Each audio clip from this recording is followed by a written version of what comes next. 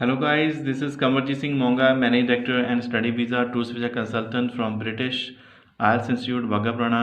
So today we are going to focus on academic writing task 1. So this is really going to be very easy for those students who are doing the practice of IELTS, but especially for those students who are new in the classes. So this is a basic video of writing task 1. So in this video we will discuss about the little bit information about those students who are new and they don't know about the task 1.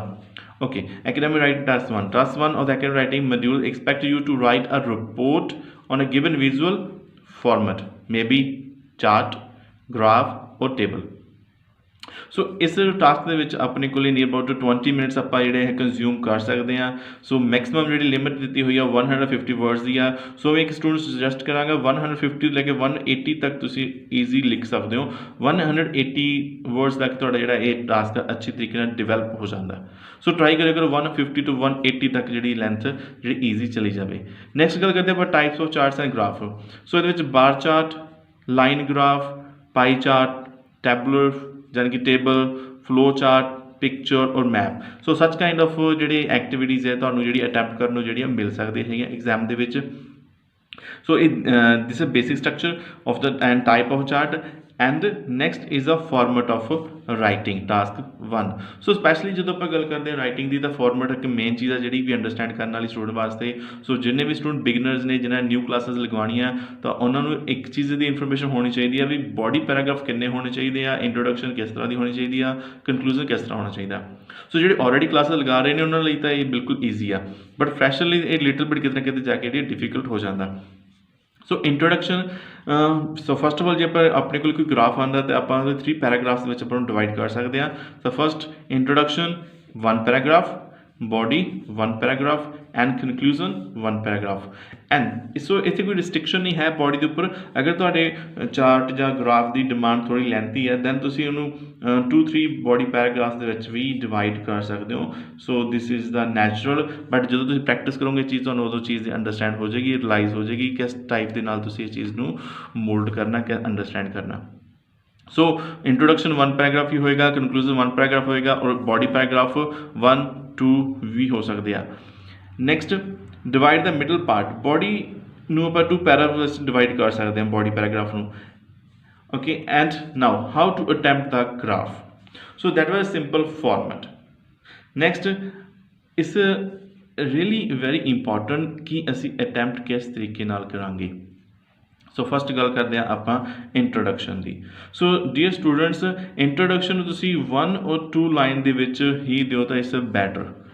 So sometime students की करते हैं उस चीज़ को बहुत ज़्यादा lengthy कर देंगे, increase कर देंगे, जो लैक ऑफ अंडरस्टैंडिंग हो जाती है और क्लीयरिटी जी रिड्यूस हो जाती है उस चीज़ की। Please take care not to copy the topic words for word printed with the graph in the question paper. Reward the topic in your own language, making it clear that you know what you are expected to write. So first of all जो भी तुहाडे कोल chart या paragraph होएगा तो उस चीज़ को understand करो properly भी तुहाडे कोल की डिमांड की जाती है। एंड जो भी वर्ड्स तुहाडे कोल उपर लिखे जाएंगे, थोड़ी सपोज तुहाडी स्टेटमेंट लिखे हुए तुसीं वो सेम वर्ड्स अपने आंसर दे विच नहीं देने। So try to use a lexical resource. Topic words दिते हुए ने सेम वर्ड्स यूज़ करने एंड अपनी लैंग्वेज यूज़ करो, सेम सेंटेंस को कॉपी करने की कोशिश ना करो। सो इंट्रोडक्शन जी है इफेक्टिव होनी चाहिए है। अगर थोड़ी इंट्रोडक्शन इफेक्टिव नहीं है तो कितने कितने थोड़े मार्क्स तो काफ़ी ज़्यादा इफेक्ट करेगी। नैक्सट है body paragraph. Body paragraph, please remember that graph writing is report writing, you must restrict yourself to information contained in the graph. So this is a point to be considered. Must yourself to information contain. सो इत्थे बिल्कुल कोई भी इस तरह information जी है वो student ने अपने कोलों नहीं देनी। जो भी इन्फॉर्मेशन उन्होंने ग्राफ्स के विचों मिली हुई है, जो इन्फॉर्मेशन मैंशन की हुई है उसनों ही एलैबोरेट करना, उसनों ही एक्सप्लेन करना। वार्निंग की do not give your comments और सजेशनस और परसनल ओपीनियन। सो इस दे विच जदों तुहानूं कोई बार ग्राफ या कोई चार्ट आउंदा तुसीं अपना कोई भी सजेशन नहीं देना। सपोज तुहानूं लगदा भी तुहाडे कोल खुद कोल कोई एडवाइस है तुसीं सजैसट कर सकते हो, बट नो, तुसीं अपनी एडवाइस देनी। जो भी इन्फॉर्मेशन उस टेबल दे विच है या फ्लो चार्ट दे विच है तुसीं उस नूं ही एक्सप्लेन करना। नैक्सट है conclusion. This should contain just one or two sentences like in introduction. The closing paragraph should sum up the overall trend or represent in the graph. So again जो भी तुसी conclusion ਵਿੱਚ देना है वो overall representation होनी चाहिए आ, overall complete sum होना चाहिए हैगा, कोई भी फैक्टर ਉਹਦੇ ਵਿੱਚ skip ना होवे, जो भी mention main points ने ਉਹਦੇ ਵਿੱਚ ਸਾਰੇ include करने हैगे, but कोई भी extra information आपदे कोलों include नहीं करनी. So if the paragraph is the middle part serve as a closing up, then there is no need to write the separate conclusion. So अगर middle ਦੇ part ਦੇ ਵਿੱਚ ਵੀ ਜੇ conclusion sum up ਹੋ ਸਕਦਾ ਤੁਸੀਂ ਉੱਥੇ ਵੀ ਕਰ ਸਕਦੇ ਹੋ. So better understanding ਅਸੀਂ ਤੁਹਾਨੂੰ practice ਕਰਨੀ ਪਏਗੀ ਇਹ ਚੀਜ਼ ਦੀ, ਕਿਸ ਤਰੀਕੇ ਨਾਲ ਤੁਸੀਂ ਆਪਣਾ writing task 1 ਦਾ format ready ਕਰ ਸਕਦੇ ਹੋ. Okay, dear students, that was all about the writing task 1 format. So this is a little bit information. So ਜੇ ਤੁਸੀਂ beginner ਹੋ, ਤੁਸੀਂ new classes ਲਗਵਾਉਣੀਆਂ ਤਾਂ ਇਹ ਛੋਟੀ information ਨੂੰ ਜ਼ਰੂਰ ਧਿਆਨ ਵਿੱਚ ਰੱਖੋ, then ਤੁਸੀਂ ਅੱਛੀ practice ਕਰ ਸਕਦੇ ਹੋ.